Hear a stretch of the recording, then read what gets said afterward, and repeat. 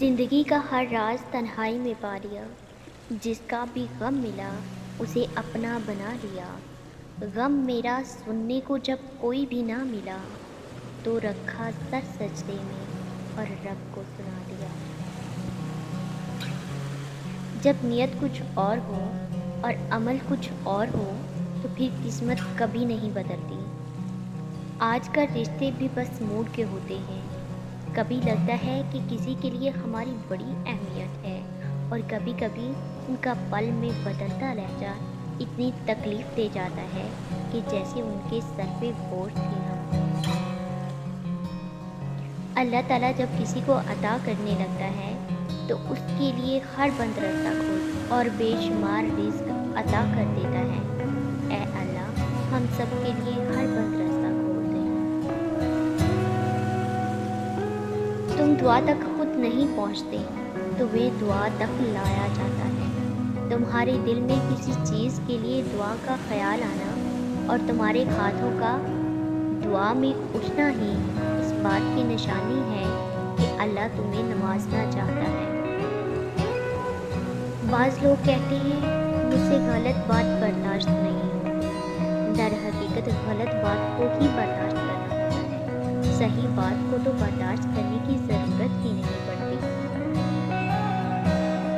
جو کسی کا برا نہیں چاہتا ان کے ساتھ کبھی برا نہیں ہو سکتا، یہ میرے رب کا وعدہ ہے۔ حضرت علی علیہ السلام نے فرمایا، انسان کی عقل صرف اتنی ہے کہ اسے جانور کہا جائے تو ناراض ہو جاتا ہے اور شیر کہا جائے تو خوش ہو جاتا ہے۔ سجدے کی طاقت یہ ہے کہ فرش کی سرگوشی عرش پر سنی جاتی ہے۔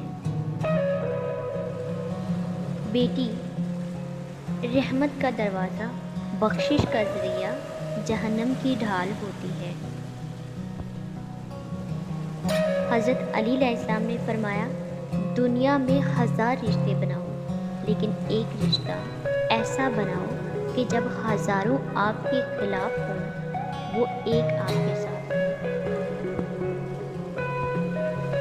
ہر بات کہہ دینے کی نہیں ہوتی، کچھ باتیں سننے کی بھی ہوتی ہیں، کچھ سمجھنے کی، کچھ جذب کر لینے کی اور کچھ سہ جانے کی بھی ہوتی ہے۔ 3 اصول۔ حضرت علی علیہ السلام نے فرمایا، زندگی کے 3 اصول بنا لو، اس سے ضرور معافی مانگو جسے تم چاہتے ہو، اس سے کبھی کچھ نہ چھپاؤ جو تم پر اعتبار کرتا ہے، اسے کبھی مت چھوڑو جو تمہیں چاہتا ہو۔ حضرت علی علیہ السلام نے فرمایا، بہترین انسان اپنے عمل سے پہچانا جاتا ہے، ورنہ اچھی باتیں تو برے لوگ بھی کرتے ہیں۔ اپنے رب کے علاوہ کسی سے امید مت رکھو۔